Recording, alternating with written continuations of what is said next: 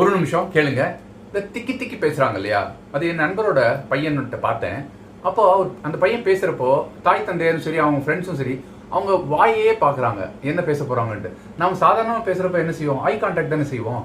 அவங்கள்ட்டையும் தயவு செய்து கண்ணை பார்த்து பேசுங்க. அதுவுமே 3லேருந்து 5 செகண்ட் அவங்க கண்ணை பாருங்க. அதுக்கப்புறம் வேற எங்கேயாவது கண்ணை கொண்டு போயிட்டு திருப்பி அங்கே வந்து அவங்க என்ன சொல்ல வராங்கன்னு கேளுங்க.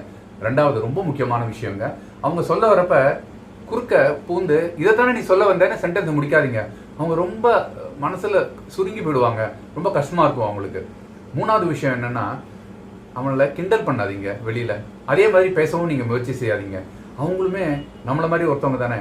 சில சமயம் நாமளுமே ரொம்ப டென்ஷன் ஆச்சுன்னா நாக்கு பிறலும் இல்லையா, சரியான வார்த்தைகள் வராது. அவங்களுக்கு இயற்கையிலேயே இருக்கு, ஏதோ ஒரு பய உணர்வுனால அந்த மாதிரியான ஒரு குழப்பம் வருது அவங்களுக்கு. அவங்க தெளிவாயிடும், சரியாயிடும் அது. இப்போ நாம அதுக்கு ஆதரவா இருக்கணும், உறுதுணையா இருக்கணும். முயற்சி செய்யுங்க. தேங்க்யூ, பாய்.